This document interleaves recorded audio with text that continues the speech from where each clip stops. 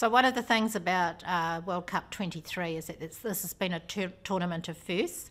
So the Legacy Working Group is another first for a World Cup, where we have brought together the member associations, the two confederations and FIFA to work collaboratively on what does the legacy look like, not just today as we're in tournament mode, but leading up to the tournament and post the tournament. So it's going to be really exciting that we're going to be looking at this long term and looking at what the impact of this World Cup has, not just for our region, our two host countries, but also our wider region, the Pacific and Southeast Asia, and also the world.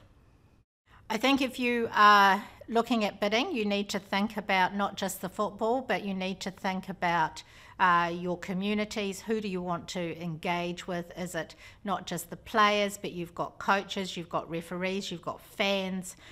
You need to think about the cultural impact and how can you involve the unique cultural aspects of your nation or nations, and what will you do to activate that. So you need to be thinking more than just on the field. We talk in New Zealand about football both on and off the pitch, and we talked about that in the Legacy group too. You know, legacy both on and off the pitch. So there's multiple facets. It's not just about players anymore. It's about all the different roles that you can have. When we talk about legacy of a World Cup, there's this short-term impact, I guess, the immediate excitement, the engagement of new fans, new communities, new players, coaches, referees. But really what we want to see is this longer-term impact. How does it transform communities and society? How does it change our behaviours and our perceptions on women in football and women's sport more broadly? So I think the immediate impact is important and how we immediately leverage off a World Cup, but that longer term legacy following young girls and young boys over the years to come and seeing just what this pinnacle World Cup, this moment in time has shaped them in the future is incredibly exciting. But also how we've engaged new fans in it and what that then means for their journey now engaging and consuming football, especially women's football. So I think this is just a starting point for so many programs and initiatives and impact, and in 5 years' time and even beyond that will be the true legacy that has been left behind from this moment in time. We have this bold vision here in Australia, Football Australia, to reach 50-50 gender participation. And, you know, a lot of people have said that we wouldn't be able to do it, but we're already seeing the numbers go up.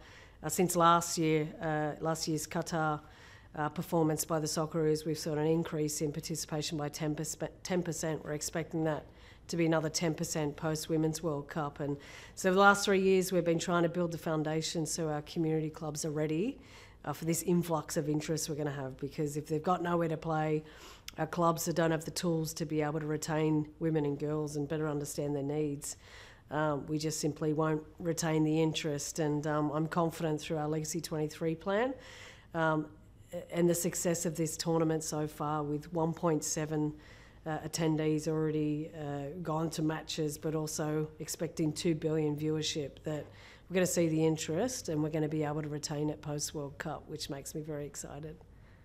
The best athletes in the world are competing on our home soil, and our communities have been fortunate to be able to see those players train. They've trained at their own football facilities, they've seen them out and about, so this real ability to connect with these absolute superstars is what memories are made of, and there's no doubt that everybody who's attended any of our games in Aotearoa will remember this as a significant point in time for them and for our nation. So we're really proud we could provide the manaakitanga, or the hospitality and welcome for all our visitors and our own people here in New Zealand. Legacy is, are we ready for that impact? So are we ready for the boys and girls that have been inspired by this tournament? Do our clubs, our coaches, our referees, do we have the capacity and the capability to deal with the influx, to give them the best experience of football so they stay as part of the football family, not for 1 year, 2 years, or even 5 years as we capture, but for their life? And that's, I guess, a lasting legacy.